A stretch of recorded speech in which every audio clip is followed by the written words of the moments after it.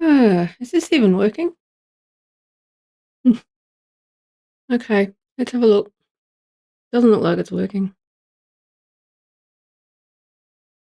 What the fuck is going on here? Okay. No. Fuck restream, it's not worth it. Let me check. Let me have a look. Oh, if this is live, I'm sorry about this. Let me check.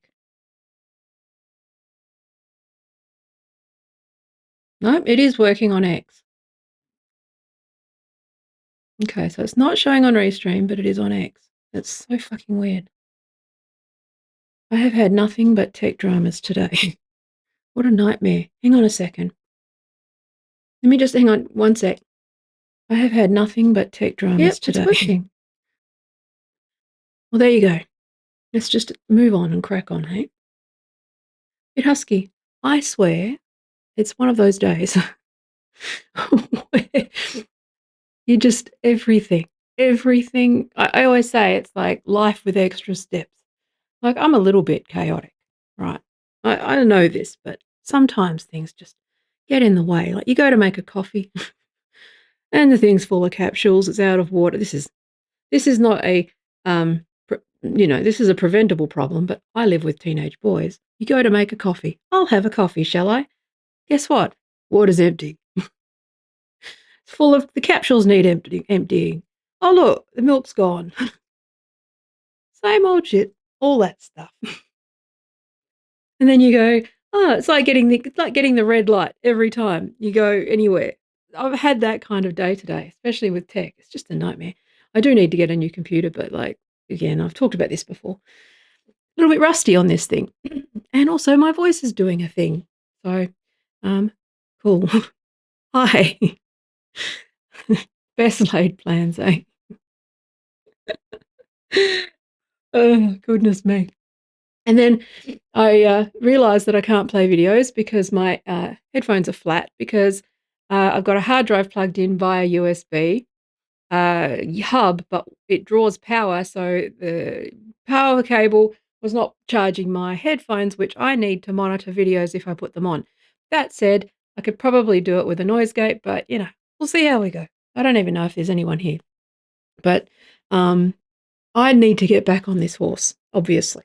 Okay, I need to, um, um, you know, it's hard to know what to do because I don't know if your YouTube feed is like this. And I know mine is because of the nature of what I do. Excuse me.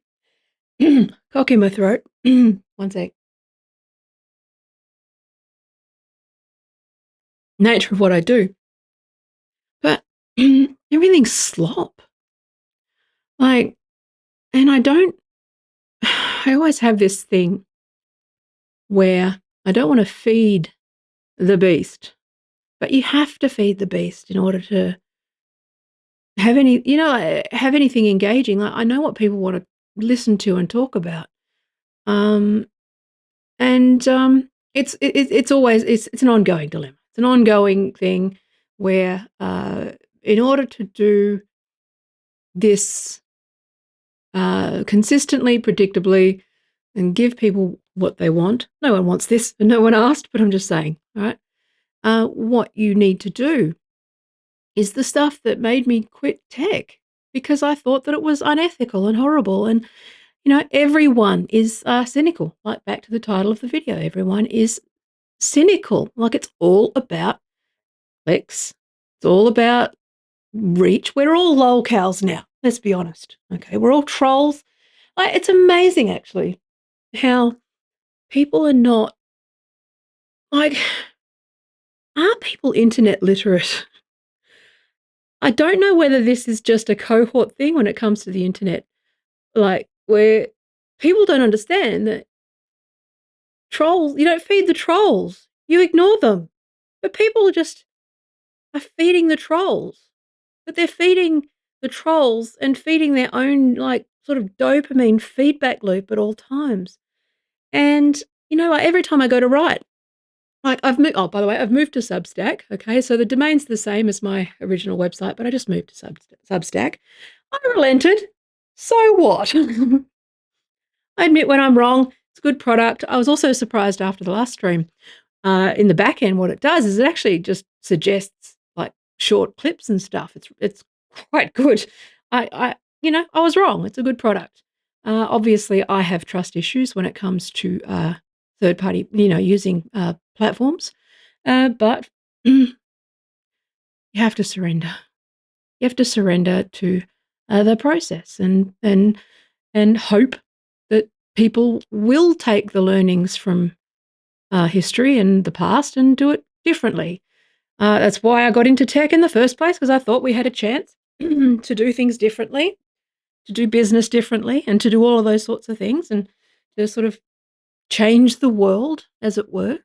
Didn't work because capitalism took over and tech guys became whatever the fuck that thing is that they are, whatever monstrous, fucking disgusting pieces of shit they became.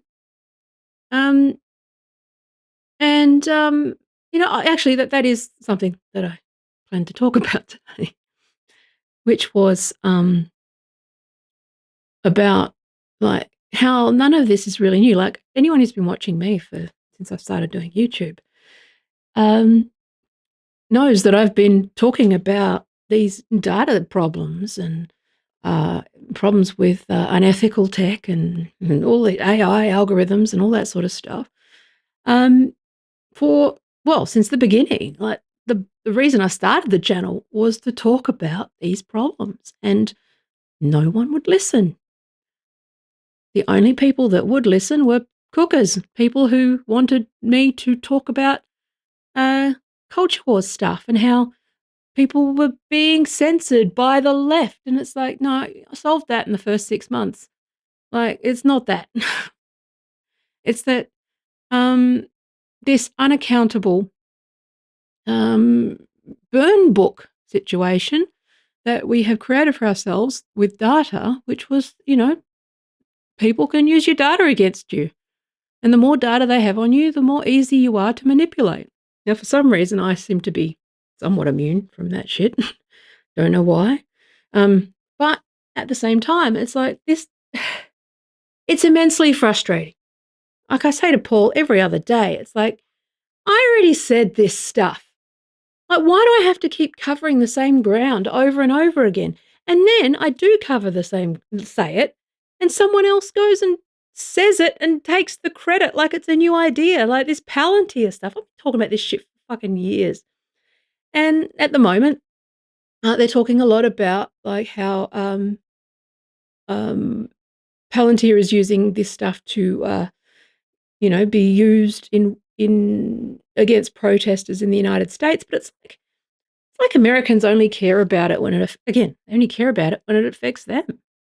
They didn't care about it when they were using it on people like me, or using it to build burn books on everybody, or using it to you know at the smallest level promote them on social media.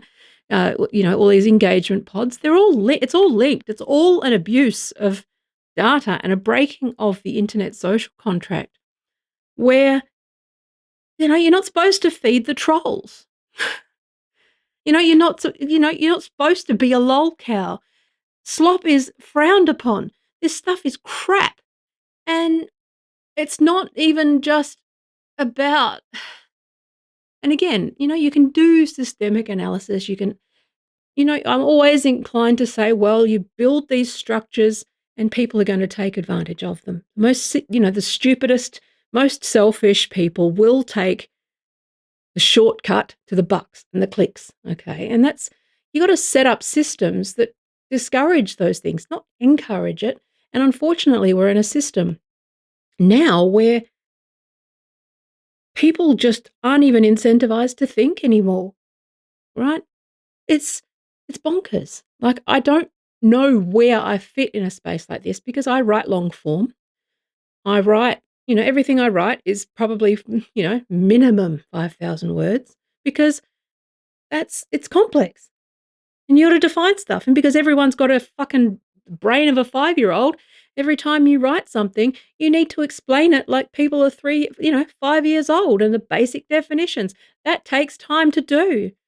You waste precious word count on explaining the basics to every fucking idiot just to get them to read. And it's the same thing. Like, I wish, and I'm sure I can't be the only one. Sure, I'm not the only one who's lamenting the atrophy, let's say, of thought and of discourse and of our brains.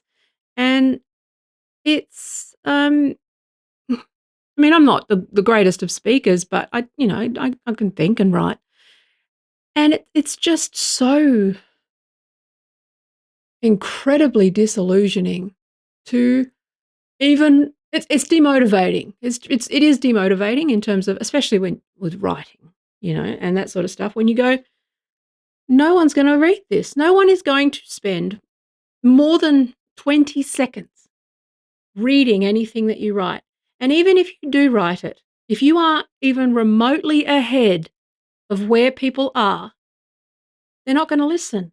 Like, I've spent the last 10 years talking about this abuse of data, and I've been patted on the head, said, there. Let the grown-ups, you're crazy, you're crazy. No, you're crazy. I knew about fucking Curtis Yarvin years ago. He's a crank, okay? I've known about this stuff, but when you are constantly positioned as crazy for just doing your job, you learn to self-censor. You self-censor. And you go, well, I'm not going to talk about that because if they think I'm crazy for saying normal shit, do you think that they're not going to think I'm absolutely insane for saying the stuff that sounds crazy? Of course. Like, I've known about Curtis Yarvin and this stuff for fucking years. And then suddenly you get all these, like, as soon as it's convenient for those who are, as soon as the algorithm or as soon as they're in opposition and it is algorithmically beneficial to talk about it, there you are. You've got your pretty blondes talking about it. You've got your influencers going, "Ooh, fascism, oh," and it's like, yeah, we've been telling you about it. And that engagement pod that you're part of is part of the problem. Are you going to talk about that? The fact that you bought likes, the fact that you bought followers, the fact that you were quite happy to accept all of that shit in order to promote your stupid fucking bullshit. And then you turn around and walk on my shit, take all the credit. And it's just like, for fuck's sake. Like, there's nobody. This is why, again, another common thing with the internet. What is it? Another trope, I suppose. It's a trope now. It's not even a fucking saying anymore because it doesn't apply. This is why we can't have nice things. Because, like, anyone who is remotely an expert is stupid. Anyone who knows anything doesn't know what they're talking about. Anybody who says it's complicated is part of a fucking, like, the deep state machine who's trying to fucking, whatever. Okay. Anyone who thinks that things might be a little nuanced and complex and, that governments might have to be limited or knows how shit works, like basic shit, like how government works and that you can't do that thing, like that stuff. Oh, you're an idiot. You're an idiot. Oh, no, because it's all about idiots and their fucking feelings. And it always has been. That is the through line with the culture wars. It's not woke, anti-woke. It's fucking idiots with opinions on everything and speaking with confidence. And the people who know their stuff, who actually, might not be the greatest of, like, TV people or camera people or whatever, who actually go, you know what, it's not very interesting talking about how fucking complex things are or how it depends or, like, everything depends on everything. And, but you can go and read about it and learn from history and learn the basics of shit before opening your fucking mouth. And it drives me nuts. And it's like, what used to be, I've changed my mind on so many things when it comes to the internet, which is, nah, you should need a license. It's not working. It's not authoritarian. It's not gatekeeping. It is not. It is that The current setup doesn't fucking work. And we need an answer because it is like you're watching this shit in California, right? Or LA. Or rather, a fucking couple of blocks in Los Angeles, the city with fucking how many million people? 10 million people in like. I checked with some people in LA. They didn't even know it was happening until they turned on the news. And the news was blowing it out of proportion and saying all this stuff. Because God forbid you'd like actually have a protest where the media didn't show up and talk about shoe shops being damaged by the fucking far left anarchists. Like, no, it was a protest. Fucking hell. And yeah, I mean, the authoritarian overreach. Oh, really? You're surprised, are you? Wow. Are you shocked? Why are you giving up your entire day of all of the things that you could do with your day? And yes, I know this applies to me because I'm sitting here and ranting at the moment. There's always a degree of hypocrisy involved, right? Of all the things that you could choose to do today, why are you sitting and watching the same fucking clips over and over and over again and getting yourself all fucking riled up over something that's happening fucking all on the other side of the world? Yes, it affects us, all that sort of stuff.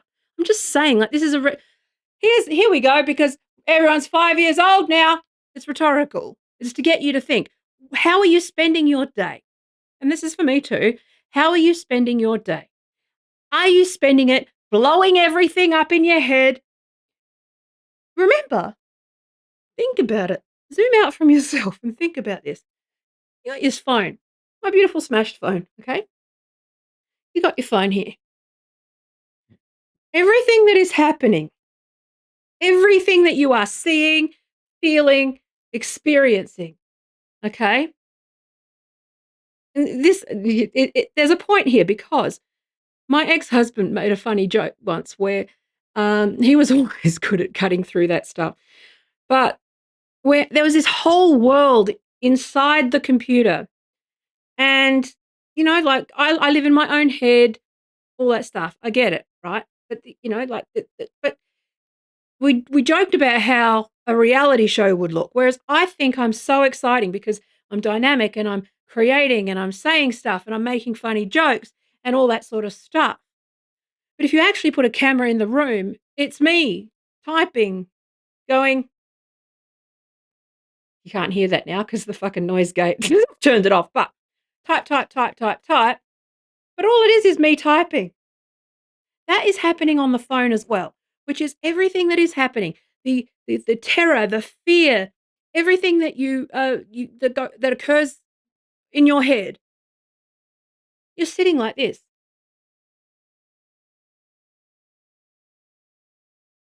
Nothing's happening.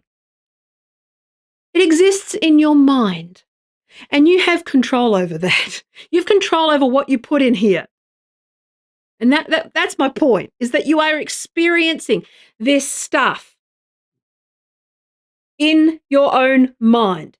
This is the physical thing that is happening, the physical experience, the tactile, kinetic, whatever you want to call it, experience that is occurring. Is you with this fucking thing in your hand, getting yourself worked up into a state. Okay? And guess who knows this?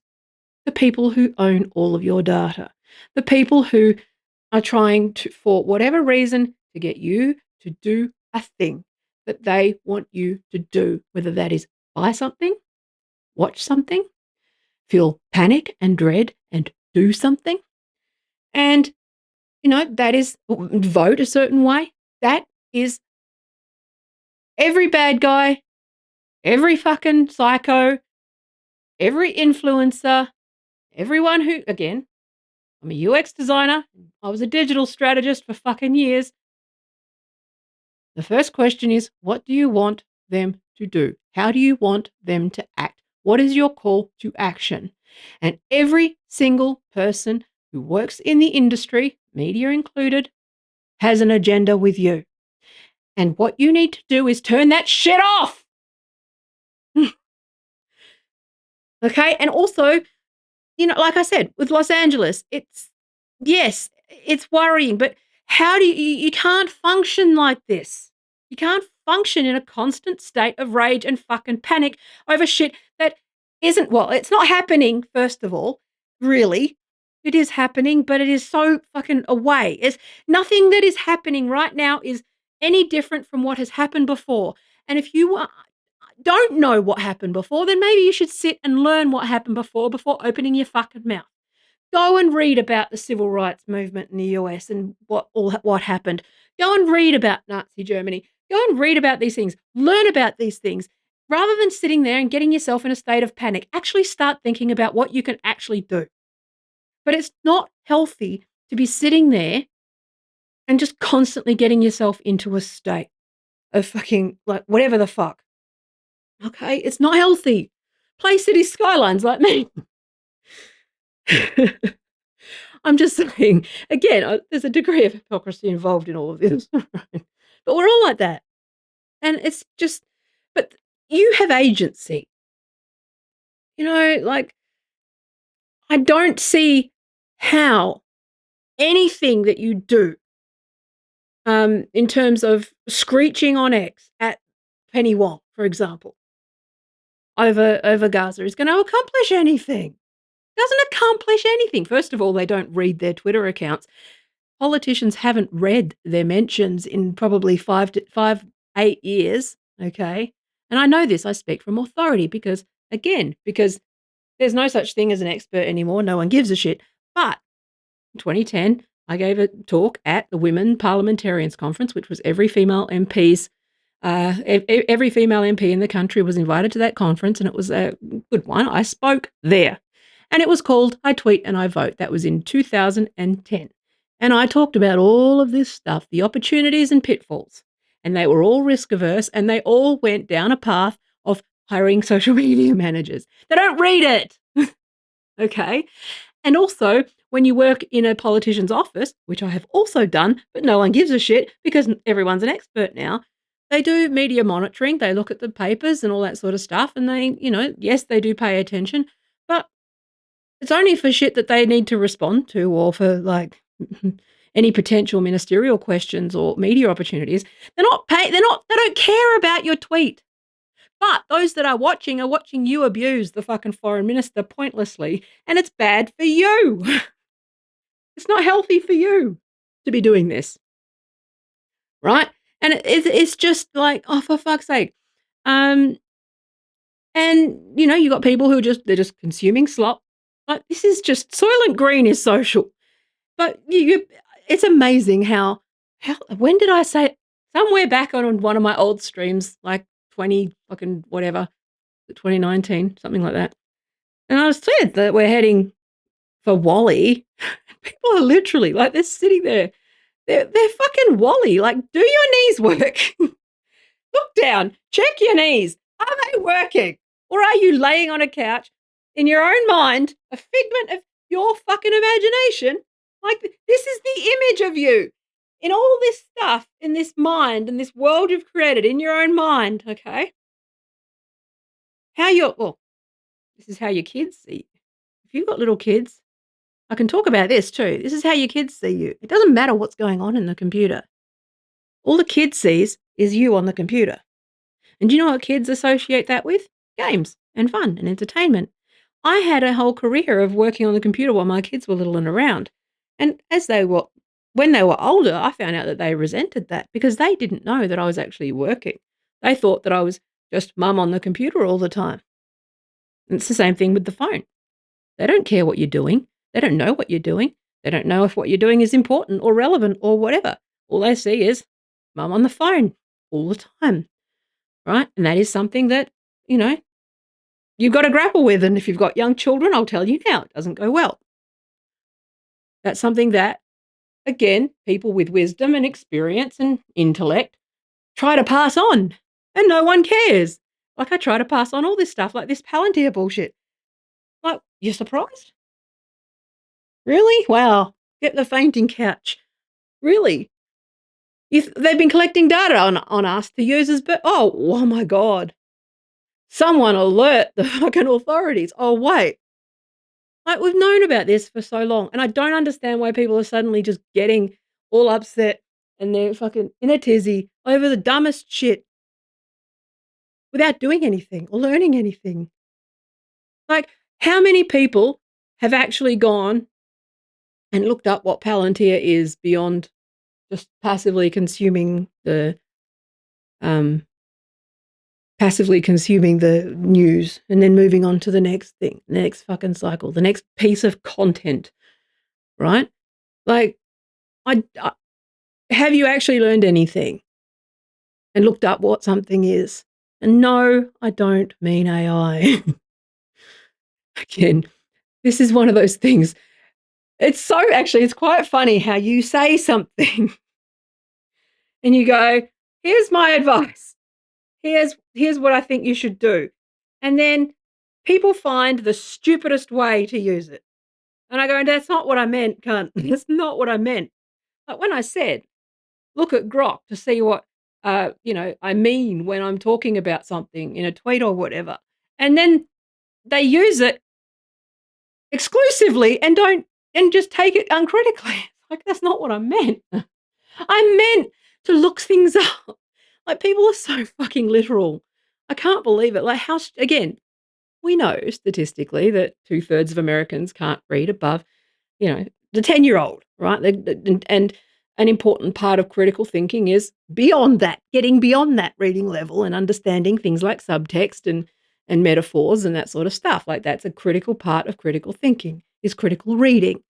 But not challenging everything because you're a toddler. That's not critical thinking. That's contrarianism. They're different things. But, understanding that, like, people are trying to help you and that there's very few things that are actually new right now. And there's a lot of people who've been talking about these things for many years, and it's actually kind of too late. If I'm honest with you, it's a bit too late. I would argue that it's never too late, but I don't think that the political will is there to crack down on Palantir. It'll be content for a week. Sure. I'm sure people will be very upset in their minds for a day. I'm sure people are very outraged, but then they'll move on to the next thing, and the next thing, and the next thing. And then they'll just gradually get stupider because of all the bots they don't realize are bots telling them that stuff's happening that's not happening. And clips that are blown out of proportion, and yes, but the United States has had a militarized police force for fucking ever.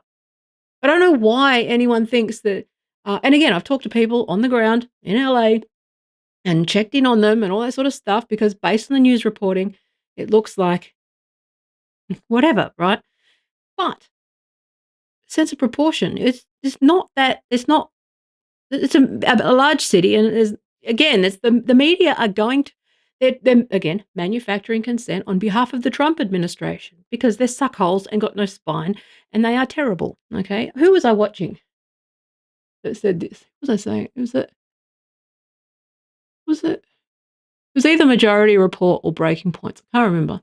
They all blend into each other. But someone said it was like the local newsification of fucking everything. I think it was Emma Vigeland that said it, and she's right, which is this blowing shit out of proportion, and just whipping up fear for, like, just, this sensationalism bullshit. It's just like clickbait, fucking slop, trending topics. I mean, fucking hell, like, get your head straight. But anyway, I can't remember what I was going to talk about today. What was I talking about? I was going to talk about Palantir. But, like, none of this is new. I mean, in Australia, we've seen this already, which was robo-debt. And what happens when they're trying to, let me actually, because I have to explain again. 5th grade level flesh score, Taya. Everyone's a fucking moron. So Palantir are a corporation who specialize in data analytics and gathering data. Okay, so they take all of the data from the internet and various other places, and they sell that, and is mostly used by law enforcement and government to integrate all their data for various purposes. So they've got a number of different software products and software platforms, and a lot of them are, it's basically just data analysis and integration, like big data stuff. Okay. Now, what is big data? Big data is all of the fucking metadata and other like explicit personal data. You've got personal sensitive data, but let's just put it all into there's different categories of data, right? But you've got personal data, you've got sensitive data, and those have different standards attached to them and all that sort of stuff. But what Palantir does is that they basically build. They've got this sort of master list of data that doesn't. It's just, normally with a government, what you have is you kind of siloed. So, in Australia, it's like Centrelink and the health, you got state and federal government, you've got services New South Wales, for example. Then, all these things, they all have their own databases, okay, of information. Now, they keep that siloed for a reason, okay.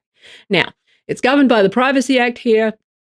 For the most part, it is kept separate, okay, for the most part. And it's, just whatever each government department has on you, okay. But then you've also got your commercial data, so your digital footprint, your Woolworths rewards card data, your location data from Google, your Facebook posts, fucking all of those things. We're always leaking data, okay. Right now, the phone's listening, the iPad's listening, the TV's listening, the fucking lamps are listening, the aircon's listening, the coffee machine's listening, everything's fucking listening to everything you say all the time. And then you've got, obviously, different degrees of access to that. Okay, so you've got commercial products that are fairly benign. Okay, I would argue that so Amazon have a product called, I know it's called Polly, but I can't remember if that's the there's all these databases anyway. But Amazon's got one that is dedicated to just, your recommendations and your buying behavior and listening to your voice. Alexa is a good example of that. Okay, so you talk to Alexa and you ask what you want. Now, in order for Alexa to recognize what you're saying, they need to train that first so that it recognizes what you're saying. So what they do is this continuous improvement thing, which is the more data they have, the more accurate it is, which is why you'll see that Apple is generally less accurate than Alexa or ChatGPT or whatever, because Apple is sort of self-contained data that they don't share. So the bigger the data set that you have, the more reliable and accurate that it is. Doesn't mean it's always accurate. I just need to underline full stop that it is not 100% accurate ever. Now, so you've got your commercial data. Some of it's benign. But I would argue for the most part, fucking your advertiser Facebook data, it's somewhat benign. Okay. But I don't like it, but at the same time, if you're surprised by it, I like to take the contrarian position sometimes, and I was doing this thing, and for data law, and one of the things is that one of the things with the Privacy Act here is whether a reasonable person would expect their data to be shared or not. And that's one of the tests for a contract, right? Whether the reasonable person would expect that it would be shared or sold. I would argue that in 2025, if you are somewhat of an adult with an average intelligence, and I'd be surprised if Meta and stuff don't start to argue this one, which is that people know that data is leaky, that it's going to be. Like, if you don't know this, I would say that you should probably inquire further about the privacy policies. Again, it comes down to whether or not, anyway, I'm not articulating myself properly with that because I'm going on a tangent. But I think it's reasonably accepted that if you buy an IoT device or a smart device or are using social media, that they're using that in some way to sell you something. Okay. I'm not really terribly concerned about that because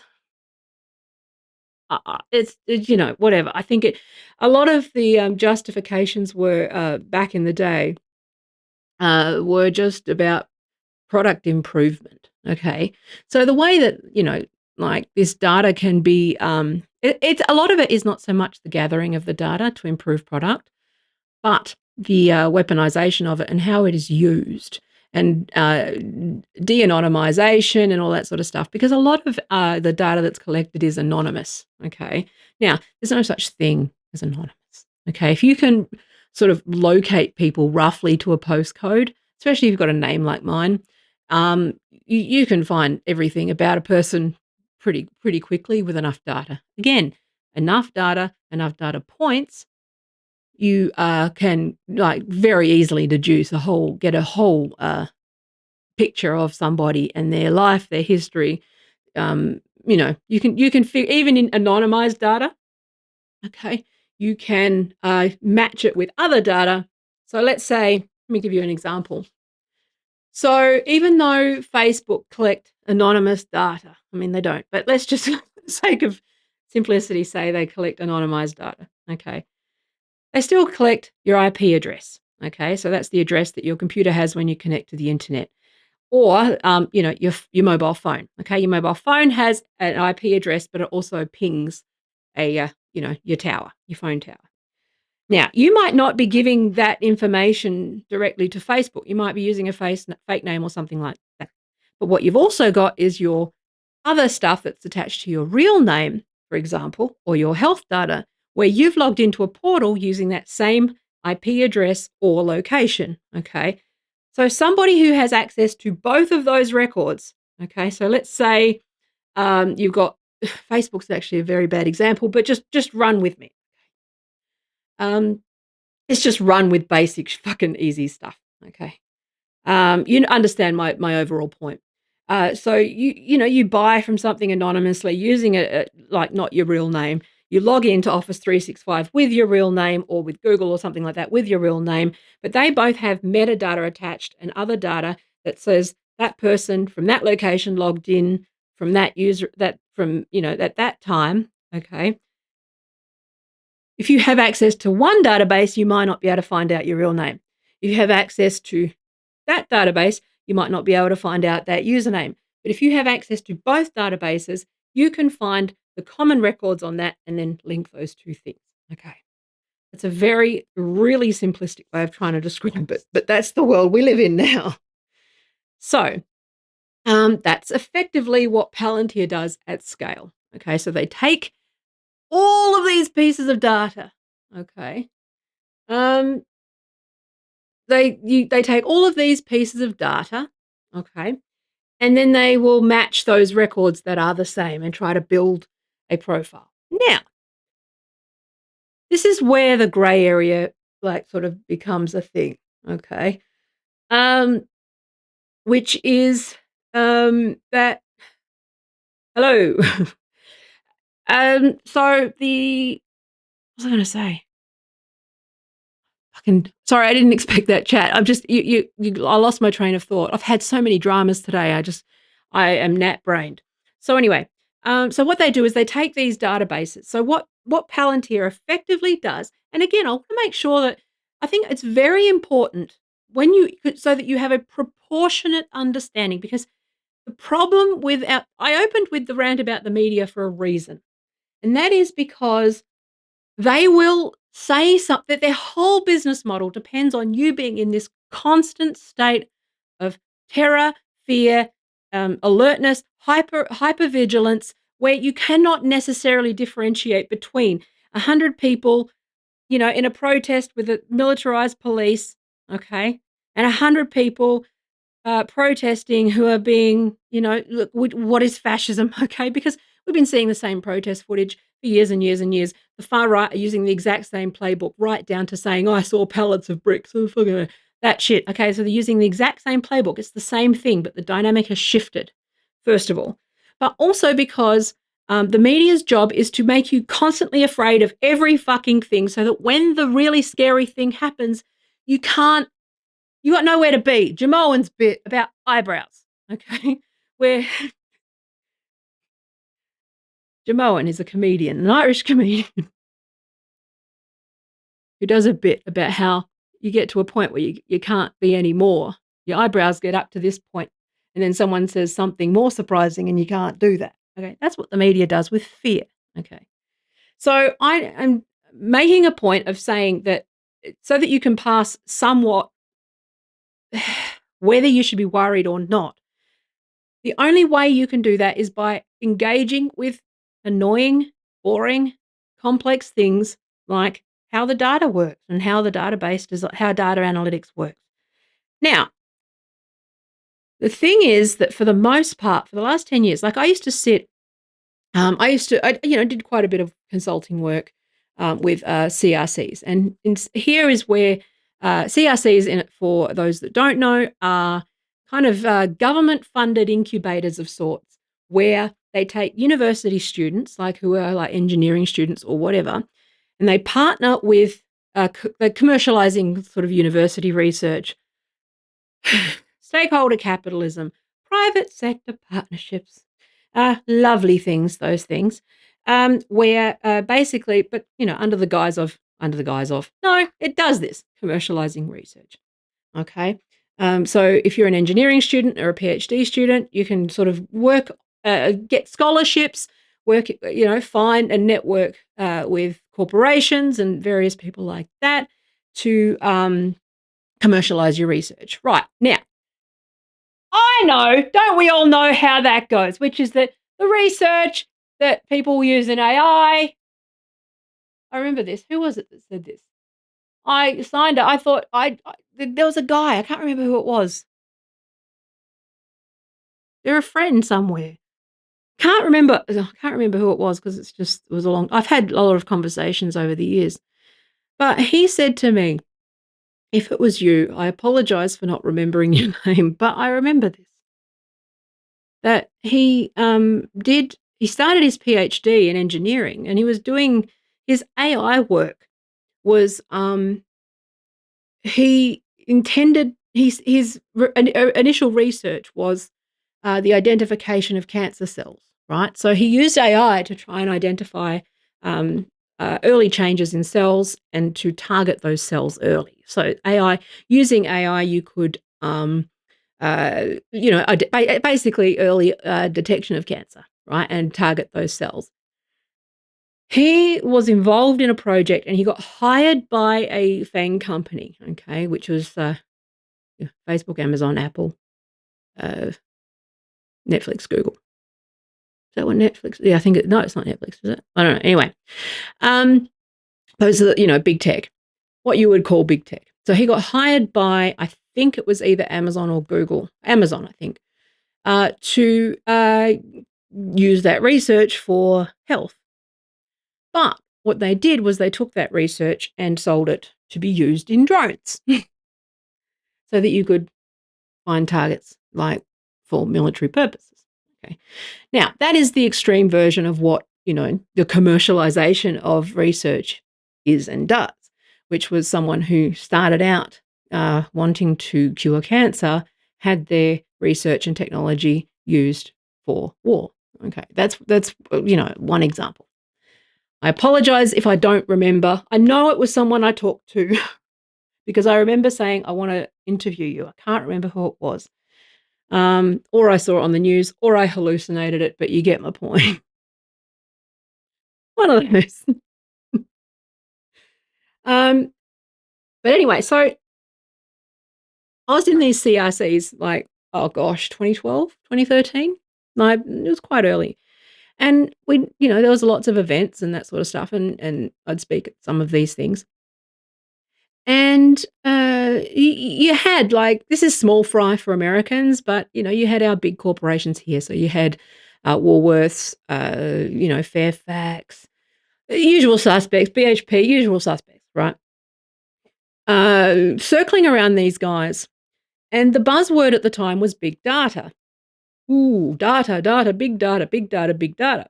Now, there's a reason why it's called big data, and that is that it is big. There's a lot of it. There's too much of it. Okay. So when you actually are looking at dealing with these data points, a lot of them are so huge that you can't necessarily even do anything with it. And that was one of the things where government inefficiency kind of it had a protective aspect to it, which was that it was so big and governments are so slow and so siloed and so incompetent that it kind of, even if they had all of this data that they collected, they couldn't use it, right? And this is where Palantir saw a gap in the market and created, again, I'm oversimplifying, but the conditions were created with the wrong incentives, okay, to create products where governments could actually more easily pass and use that data, okay?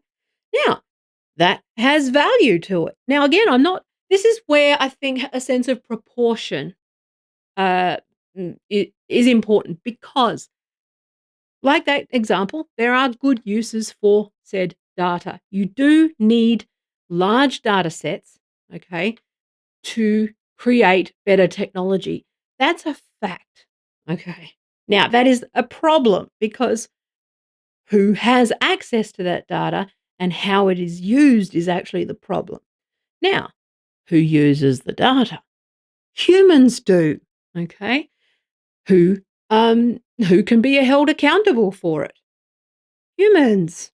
This is where the law fits in, okay? So it's not so much about the collection of the data. And like these hysterics about Palantir. Now, again, I'm not saying I agree and think Palantir are good.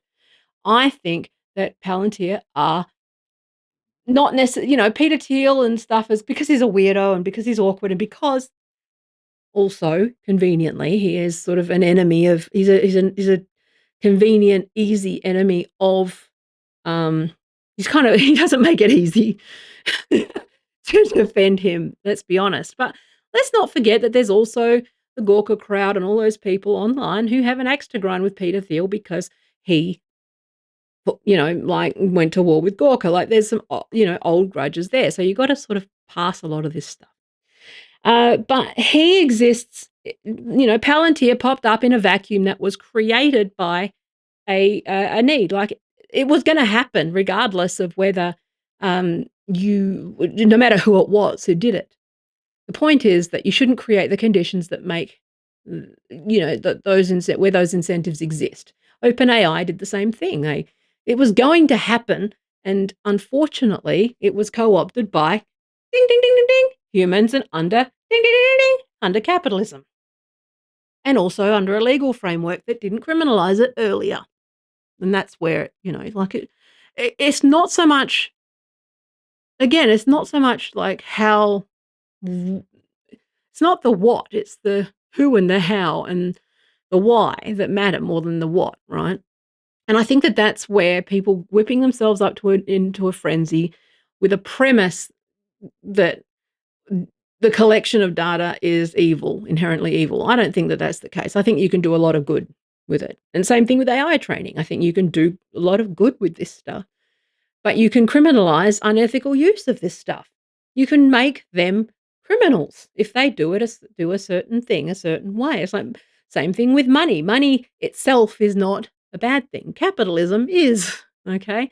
Making money, markets, they're fine. Like engaging in commerce is not a bad thing. But the structure that you have that allows people to exploit is, and not criminalizing exploitation is a problem. You see, like where you need to get your thinking straight. Things are not inherently bad. Again, this is where, dare I suggest, a literacy level above 5th grade is useful in actually understanding who the target is and who's to blame and who's responsible. Right? And again, we keep coming back to basics, which is mens rea in law. Is it predictable? Did you foresee harm? Is there foreseeable harm? Yes. Did you do it anyway? Yes. Crime. It's negligent. Okay? Or, was your state of mind reckless? Well, sorry, did you have intent? Sorry, mens rea is about intent, but I'm just saying, like, generally, okay? Was there foreseeable harm? Did you know that it was harmful? Yes. Did you foresee that harm could be done? Also, yes. Did you do that thing anyway? Yes. Off to fucking jail you go. Here's a massive fine. I think you'd be surprised that, again, this is one of those things where um, the law, I didn't just go to law school for shits and giggles. I did it for a reason, that's where the battle has to be. Because a lot of this stuff is about the political will to make an example of people. And, like, again, there's some of these things are debatable and, whatever. But for the vast majority of people, here's an interesting thing about the law, especially criminal law, which I find really interesting. But I am not going into criminal law. Don't worry. I would like to maybe go into prosecution, but I don't know. I've got too much of a footprint to do that. I'm too much of a target. But and I'm not going into the lower level criminal law because I'm too much of a soft touch and I will never make any money.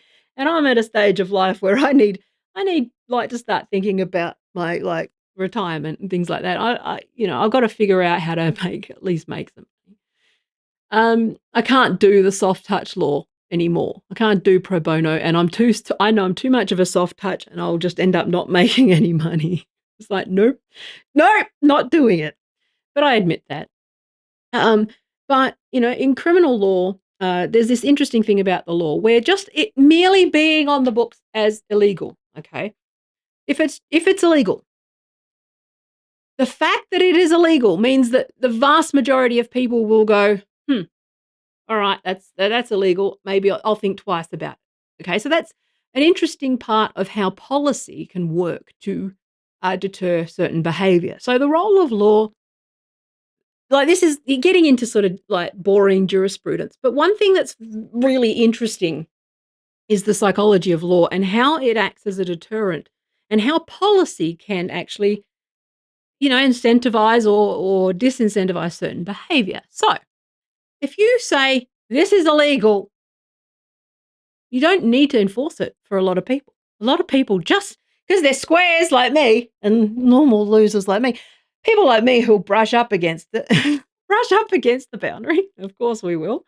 But, I like to brush up against it. Okay. But for the vast majority of people, the fact that it is just illegal, they'll go, that's illegal. Okay, I won't do that then.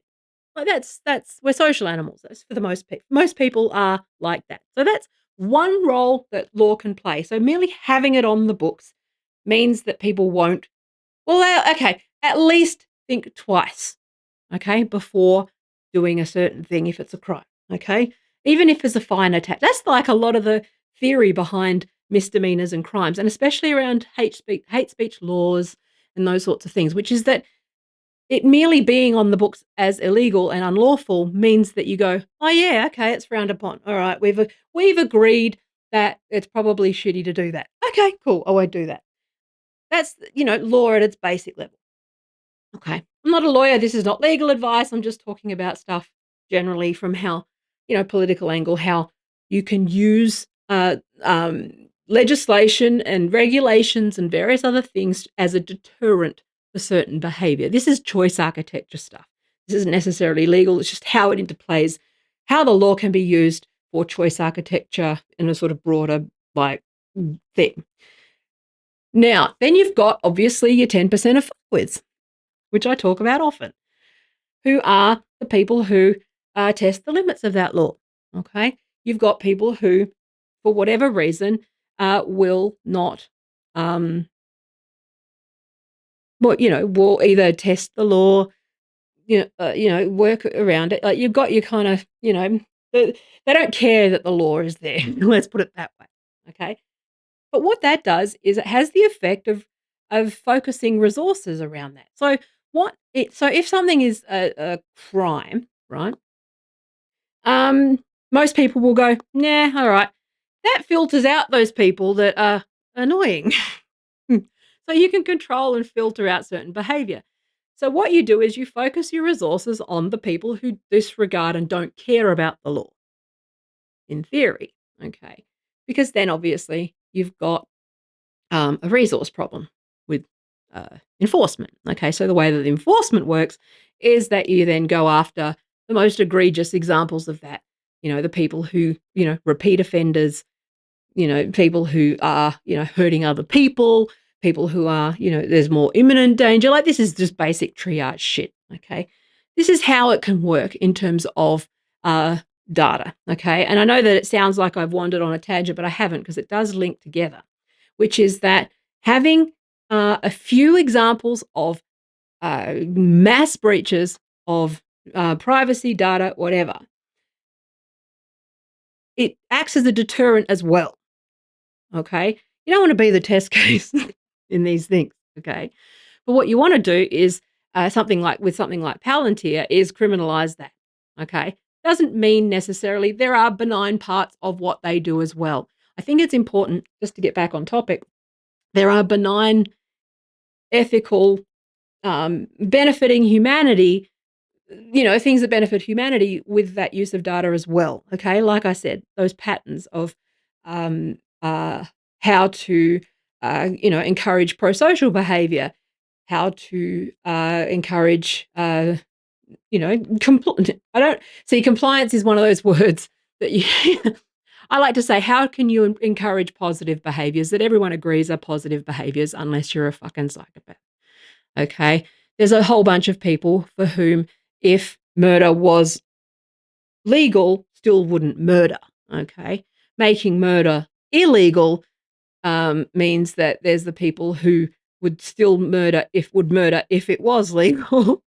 And then there's people who will murder whether it's legal or not. You see how there's degrees of things. Okay. That's what I'm getting at. I know I'm being inarticulate, but that's because I haven't streamed for a while. Okay. I saw a chat just pop out of the corner of my eye. I'll look at it in a minute. Hopefully I remember if you're engaging with me on hang on, let me have a look. Where are we? Because I get going on a roll and then I forget. So I apologize. Hang on, let me have a look. Let me see. That's not showing up. I'm having tech dramas. I didn't see it. Whatever. Hang on. No, not showing up. Whatever. I don't know which ones. I've got like 3 different instances of this fucking stream, so I don't know what's going on. But that's all right. Status. Let's search by status. I don't know what's going on here. Doesn't want to pop up. Sorry. Yeah, I can't see it. That doesn't matter. Let's just let it sit. I will have a look later, and I will, if it's worth replying to, then I will reply. Sorry about that. It's not working, but if I see it in the corner, if I happen to see it, then I'll see it live. Otherwise, sorry, can't do that. Tough titties. That's the nature of these. This when things don't work, there's not much I can do about it. Because I can't sit there clicking. It's not very entertaining. It's less entertaining than watching me ramble. But my main point was that there's degrees of things when it comes to data. There's ethical use. The problem is that a lot of these guys, much like, the right-wingers and oil barons, hide behind mum and pop stores, and much like, I like that there was like an Apple store being looted in LA, and everyone was like, yes, that famous mum and pop store, Apple Inc. that, much like, with when there's property damage with protests, they hide behind sort of, the deli that got fucking in collateral damage, not usually the department stores with insurance and stuff like that. It's, there's degrees of things, okay? The media like to hide behind individuals and like sort of micro stories and extrapolate that out to the overall damage, when most of the looting large stores or big box stores, or the targets, or like with the laws with superannuation at the moment, where like you're going to tax like 1% of people who have superannuation over $3 million. Oh, sorry, 3%. But like they make it out like they're going to be taxing everybody and everyone's affected. It's like, no, it's not. It's not. We're targeting the wealthy, and it doesn't apply to most people. It's the same thing with like the way that these tech guys hide behind startups or around the ethical uses. Like Sam Altman's does that. Like this is the problem is that they also believe it. And this is one of the things I think, it's one of the themes with a lot of what I talk about, is to try and explain to you at least the mindset of tech, which is that a lot of them do actually believe. They draw the Kool-Aid that tech drink is, first of all, that they're God's gift to fucking everything, and that, let's just mock political scientists and social scientists and people who know better. But because you're an engineer, you know better because you're supposed there's that, okay, there's that part of it, which is that they think that they're God's gift to fucking everything, and their like Curtis Yarvin is like this pseudo philosophy shit with tech is like it's yeah, they believe this shit. They huff their own farts like you would not believe. Okay, but they also do genuinely believe. Like there is a large cohort of people, and I have gone through. If you go back to my old stream on, it was when Trump got elected, about Curtis Yarvin. And I need to message Joanna, because Joanna, Silly Serious on Substack, check her out. She did a great video primer on Yarvin and these guys. And I didn't talk about it because I didn't, like I said, I first of all didn't want people to think I was crazy, because everyone just writes me off as crazy because I talk fast and I fucking go on tangents. I'm not. I know my stuff. And also I'm ahead. So I would have, if I'd mentioned Curtis Yarvin, it would have been like 3 or 4 years ago. It wouldn't have been now. Like I thought that it was, my mistake is thinking that things are common knowledge when they're not. But anyway, I knew about Curtis Yarvin years ago. And I wrote him off as a crank and didn't go further, because sometimes when you believe your own eyes and ears, sometimes you go, nah, to the nature of the work that I do here, especially with tech and, the politics of tech, is that you will hit a place where you have to self-correct because it sounds too crazy and you're losing your mind. That's the nature of rabbit holes, okay? And so you have to self-correct. And the stuff with Curtis Yarvin and Thiel and their, like, all of this sort of tech stuff, is that you can start to think that you're losing your mind a little bit. And so you have to back off and go, nah, that's too absurd. And that's where they hide in those blind spots. Okay, the bad guys hide in blind spots and in good intentions. Okay, and in the shadows, right? Basically. So for every ethical use of these things and every cancer detecting AI, you've got bad guys who want to exploit those things for drones, and you've got people who want to exploit data for to destroy people and wreck people's lives and suppress dissent and target enemies and stuff. So that's the nature of this sort of, like, because you've got these open platforms, everyone has access.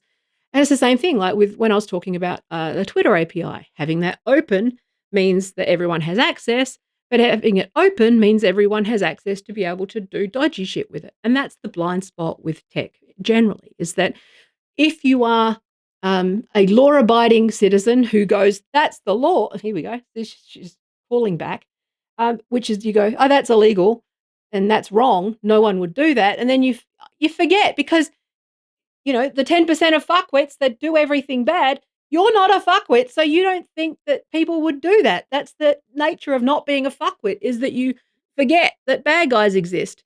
And the thing about when you are cynical, it's a blind spot. When you're a sort of idealist and trust people to do the right thing, and you don't necessarily have the disposition to be cynical, you forget that people are cynical. And that's just a blind spot that exists when people are good people. And you forget that bad guys are not like you, and you forget that there are people who, figuratively speaking, will murder because whether it's illegal or not, and want to do murder, and are bad guys. And it's the same thing with data. It's the same thing with things like Palantir and all of these sorts of things. It's not necessarily and the law is interested more in conduct than it is in um, belief. Okay. The only time that your state of mind really matters is when you're trying to establish intent or when you're trying to show reckless indifference or things like that, right? You're not necessarily, like for the most part, the law is about what you do with stuff, not, it's the same, like privacy law in Australia, for example.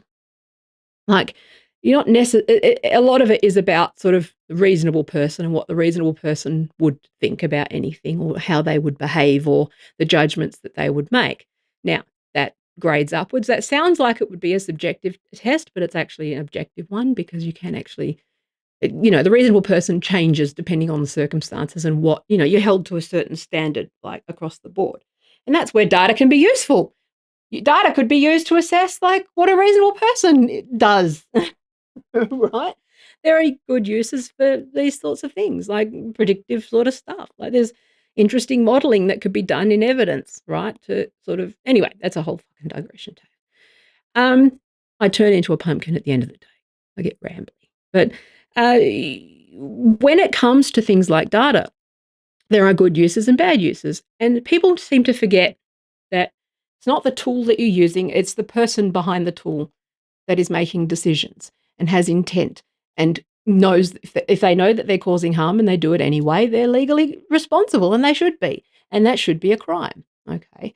And so, but the thing about Palantir is that Palantir is a symptom of a structural problem where people are thinking that tech is different from other things. There's no, like, the legal framework exists to criminalize all of this stuff like now.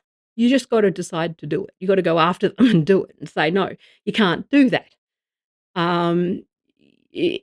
That's the sort of the problem that I think we've got right now is that it's objectively illegal on its face for what tech is doing.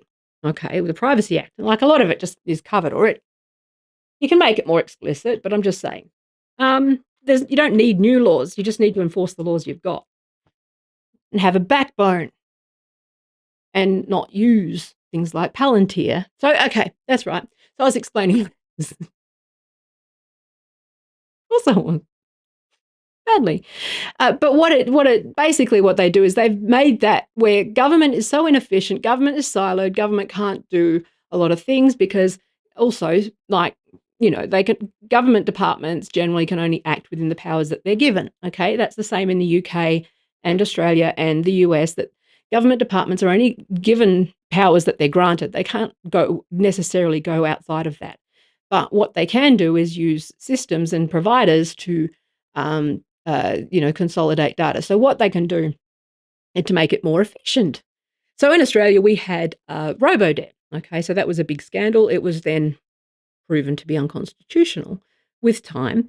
And this is where the tax department and the social services department decided to share data across the departments to match and see what, so if people were claiming benefits, sound familiar? If people were claiming benefits, it was kind of an early iteration of Doge AI, if you could really put it that way, which was basically this very poorly implemented system where people who were basically trying to get people who were receiving benefits, who reported their income, and they could reconcile that with the tax office and see if people were ripping off the social services or whatever, right? This data matching thing, effectively. Okay, so what happens is they fucked up. They fucked up. The data was bad. The data was wrong. And a whole bunch of people basically were unfairly penalised, and some even ended their lives over this because the government was pursuing them for, many thousands of dollars of debt that they didn't have, right? And it wasn't theirs, but, they sent effectively, the government sent debt collectors after the most vulnerable people in the country. So, America's not the only country that is dabbling with this shit. We do it too, and we do it well. Because we do it in a way that's fucking incompetent because our government is, we've got the same sort of problems with bloat and stuff that not the bloat that people think, but same problems of the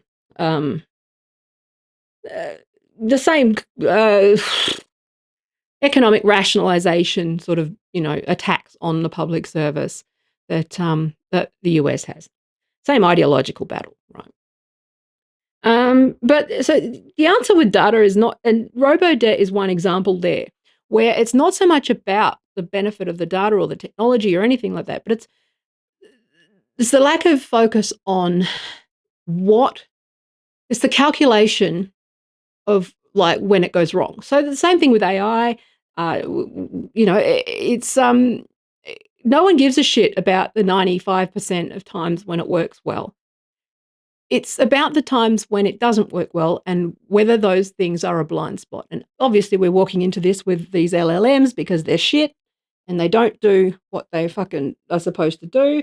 Like, it works some of the time, but you can't design systems, and you can't, especially systems that affect like life or death decisions with human beings, where you've got a failure rate where it can get it wrong, right? You can't do that. It's like, so, one of the things that I'm writing about at the moment is this idea of provenance with decisions. So every single decision that is made by an AI has to have a human name attached. Now, there's a reason for that, which is that um, people can be accountable by the law and for their decisions and all those sorts of things, and that fits into the current framework.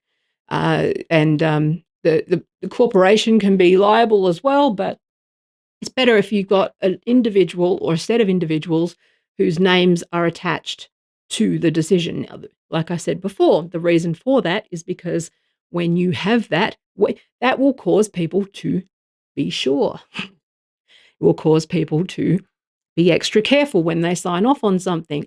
If you know that you're liable for it and for the decisions that it makes, you're more likely to check.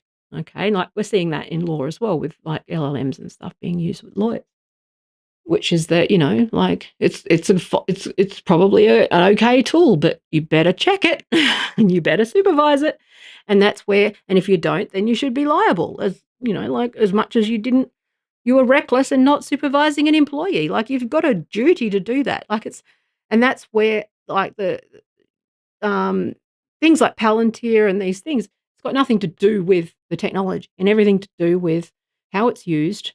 And I wouldn't be necessarily worried about it. Okay.